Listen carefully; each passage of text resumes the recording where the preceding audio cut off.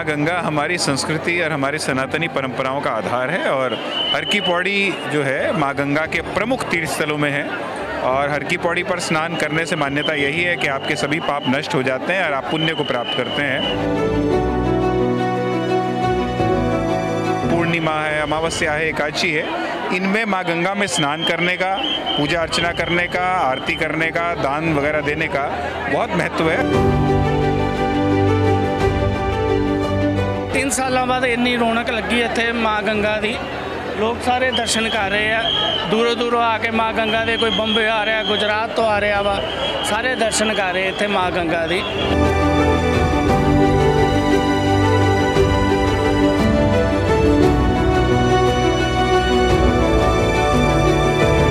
Sky news Punjab देखते हुए सारे दर्शकों का स्वागत है। इस वक्त असी जिहड़े कि हरिद्वार आए हैं, साडी स्काई न्यूज़ की टीम जिहड़े कि हर की पौड़ी के उपर जिहड़ी कि ये यात्रा जिहड़ी कि लॉकडाउन तो बाद 3 साल बाद खुली है। लोग सब तो पहले अपने एक मनोकामना पूरी करने वास्ते हर की पौड़ी साडे नाल पंडित जी सब तो पहले स्वागत है स्काई न्यूज़ पंजाब के ऊपर। धन्यवाद बहुत बहुत। क्या कहना चाहोगे जो कि लोग इतनी दूर दूर से आते हैं हर की पौड़ी पर, इसका क्या मतलब है और लॉकडाउन के बाद कितना रश मिला और क्या कहोगे आप? देखिए, माँ गंगा हमारी संस्कृति और हमारी सनातनी परंपराओं का आधार है और हर की पौड़ी जो है माँ गंगा के प्रमुख तीर्थ स्थलों में है।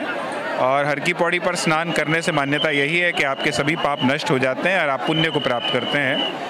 और आप जानते हैं कि कल पूर्णिमा है, आज प्रारंभ हो चुकी है और कुछ तिथियां ऐसी हैं जो कि पूर्णिमा है, अमावस्या है, एकादशी है, इनमें माँ गंगा में स्नान करने का, पूजा अर्चना करने का, आरती करने का, दान वगैरह देने का बहुत महत्व है। और इसी कारण आप देख रहे हैं कि देश विदेश से बड़ी संख्या में श्रद्धालु आज हर की पौड़ी पर मौजूद हैं और लाखों की संख्या में श्रद्धालु माँ गंगा में डुबकी लगा रहे हैं।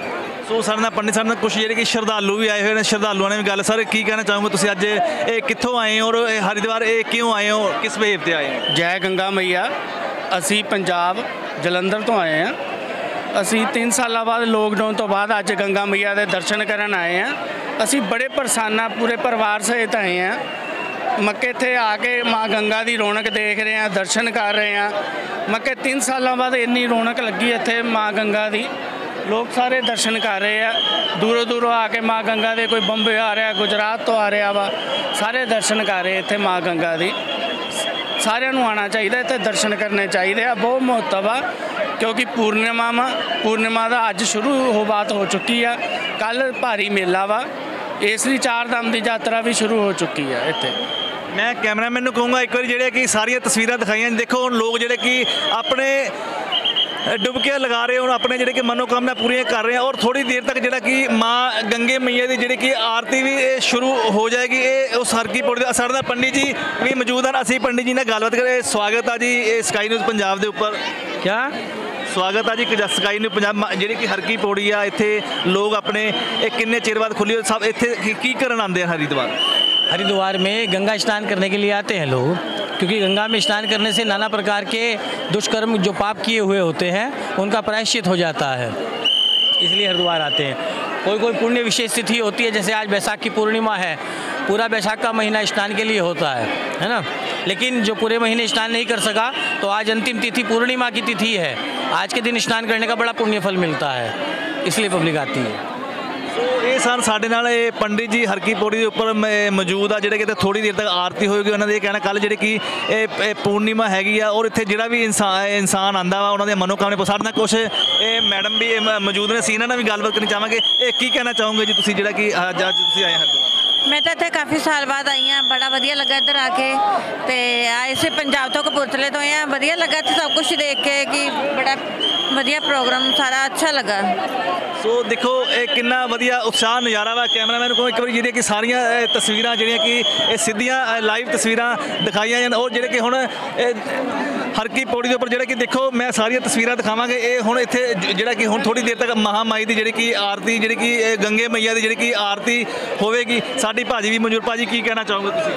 गंगा मैया की आरती देखनी चाहिए सारिਆਂ ਨੂੰ, खुशी नाल देखते सारे अपने घरों आए हैं, गंगा मैया की आरती देखण ही आए हैं। ਅਸੀਂ ਵੀ ਉਡੀਕਦੇ ਪਏ ਹਾਂ कि गंगा मैया की जो आरती होंगी असी भी दर्शन करिए तो आरती करिए।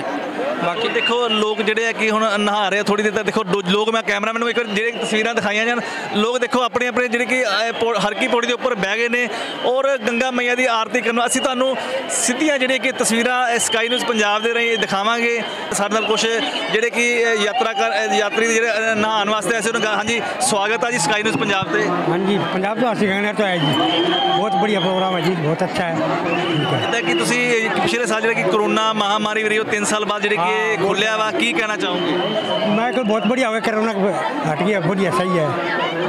ਸਾਡੇ मिल गया आने का, नहीं तो 3 साल। ਸਾਡੇ ਹੋਰ ਵੀ ਦਰਸ਼ਕ ਜਿਹੜੇ ਕਿ ਜੁੜ ਚੁੱਕੇ ਹਨ, ਜਿੱਦਾਂ ਕਿ ਇੱਕ ਹਰ ਕੀ ਪੌੜੀ ਹਰਿਦੁਆਰ ਜਿਹੜਾ ਕਿ ਇੱਕ ਦੇਖਿਆ ਕਿ ਅੱਜ ਬਹੁਤ ਜ਼ਿਆਦਾ ਜਿਹੜਾ ਕਿ ਰਸ਼ ਹੈਗਾ ਵਾ ਔਰ ਇਹ ਜਿਹੜੇ ਕਿ 4 ਧਾਮ ਦੀ ਜਿਹੜੀ ਕਿ ਯਾਤਰਾ ਮੰਨੀ ਜਾਂਦੀ ਆ। ਸਭ ਤੋਂ ਪਹਿਲਾਂ ਲੋਕ ਜਿਹੜੇ ਕਿ ਉਹ ਇੱਥੇ ਹੀ ਮੱਥਾ ਟੇਕਣ, ਆਪਣੀ ਮਨੋਕਾਮਨਾ ਪੂਰੀ ਕਰਨ ਆਉਂਦੇ ਆ। ਕੀ ਕਹਿਣਾ ਚਾਹੋਗੇ? ਅਸੀਂ ਬੜਾ ਖੁਸ਼ ਹਾਂ। ਅਸੀਂ ਅੱਜ ਇੱਕ ਲੋਕਡਾਊਨ ਤੋਂ ਬਾਅਦ, ਜੋ ਕੋਵਿਡ ਤੋਂ ਬਾਅਦ ਇਹ ਹੁਣ ਖੁੱਲੀ ਹੈ 4 ਧਾਮ ਦੀ ਯਾਤਰਾ, ਉਹਦੇ ਨਾਲ ਲੋਕਾਂ ਵਿੱਚ ਬੜਾ ਉਤਸ਼ਾਹ ਵਾ।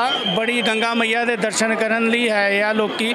ਤੁਸੀਂ ਦੇਖ ਸਕਦੇ ਆ ਕਿ ਕਿੰਨੇ ਲੋਕੀ ਦੂਰੋਂ ਆਏ ਹੋਏ ਆ। ਕੋਈ ਕਿਤੋਂ ਆਇਆ, ਕੋਈ ਪੰਜਾਬ, ਕੋਈ ਹਰਿਆਣਾ, ਹਿਮਾਚਲ, ਕੋਈ ਦਿੱਲੀ, ਕੋਈ ਬੰਬੇ, ਗੁਜਰਾਤ, ਇੱਥੋਂ ਲੋਕੀ ਆਏ ਹੋਏ ਆ। ਇਹ ਲੋਕੀ ਦਰਸ਼ਨ ਕਰਨ ਆਏ ਗੰਗਾ ਮਈਆ ਦੇ 3 ਸਾਲ ਬਾਅਦ, ਜੋ ਲੋਕਡਾਊਨ ਤੋਂ ਬਾਅਦ ਖੁੱਲੀ ਹੈ ਯਾਤਰਾ। ਉਹਦੇ ਲੋਕੀ ਖੁਸ਼ ਬਹੁਤ ਆ। ਸੋ ਅਸੀਂ ਹੋਰ ਵੀ ਜਿਹੜੇ ਕਿ ਦਰਸ਼ਕਾਂ ਨਾਲ ਗੱਲਬਾਤ ਕਰਨੀ ਚਾਹਾਂਗੇ। ਸਰ, ਕੀ ਕਹਿਣਾ ਚਾਹੋਗੇ ਤੁਸੀਂ? ਜਿੱਦਾਂ ਕਿ ਦੇਖਿਆ ਹਰ ਕੀ ਪੌੜੀ ਦੇ ਲੋਕ ਦੇਖੋ ਕਿੱਦਾਂ ਇਸ਼ਨਾਨ ਕਰਨ ਆਉਂਦੇ। ਹੁਣ ਥੋੜੀ ਦੇਰ ਤੱਕ ਆਰਤੀ ਦਾ ਜਿਹੜਾ ਕਿ ਇਹ ਟਾਈਮ ਹੋ ਜਾਊਗਾ, ਇਹ ਕੀ ਕਹੋਗੇ? 7 ਵਜੇ ਗੰਗਾ ਮਈਆ ਦੀ ਆਰਤੀ ਹੋਣੀ ਹੈ ਜੀ।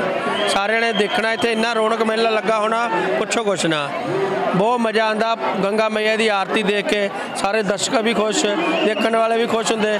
ਇੱਥੇ ਆ ਕੇ ਲੋਕੀ ਆਪਣਾ ਸਭ ਕੁਝ ਦੁੱਖ ਸੁੱਖ ਭੁੱਲ ਜਾਂਦੇ ਇੱਥੇ ਆ ਕੇ। ਇਸ ਵੇਲੇ ਇੱਥੇ ਜਿਹੜਾ ਕਿ ਇਹ ਗੰਗਾ ਮਈਆ, ਜਿੱਥੇ ਕਿ ਲੋਕ ਆਪਣੇ ਕਰਮ ਧੋਣ ਆਉਂਦੇ ਆ, ਸਭ ਕੁਝ ਕਰਨ, ਇਹ ਗੰਗਾ ਮਈਆ ਦੇ ਧਾਮ ਦੇ ਉੱਪਰ ਇਹ ਧਰਮਸ਼ਾਲਾ ਦਾ ਨਾਮ ਰੱਖਿਆ ਗਿਆ। ਇਹ ਸਾਰੇ ਇਹਨਾਂ ਕੋਲ ਏਸੀ ਕਮਰੇ ਹਨ। ਜਦ ਕਿ ਹੁਣ ਦੇਖਿਆ ਜਾਵੇ ਇੰਨੇ ਗਰਮੀ ਦੇ ਮੌਸਮ ਦੇ ਵਿੱਚ ਜਦ ਕਿ ਇੱਥੇ ਕਮਰੇ ਨਹੀਂ ਲੱਭਦੇ, 5-5 ਹਜ਼ਾਰ ਰੁਪਏ ਨੂੰ ਕਮਰਾ। ਇਹਨਾਂ ਦਾ ਬਹੁਤ ਜ਼ਿਆਦਾ ਸਹਿਯੋਗ ਆ ਜਿਹੜਾ ਕਿ ਕਮਰਾ ਏਸੀ ਵਾਲਾ 500 ਰੁਪਏ ਦਾ ਜਿਹੜੇ ਕਿ ਦਿੰਦੇ। ਅਸੀਂ ਇਹਨਾਂ ਨਾਲ ਗੱਲ, ਸਵਾਗਤ ਆ ਜੀ ਸਕਾਈ ਨਿਊਜ਼ ਪੰਜਾਬ ਦੇ ਉੱਪਰ। Thank you sir, thank you. ਕੀ ਨਾਮ ਹੈਗਾ ਤੁਹਾਡਾ? अमित शर्मा नाम सर मेरा।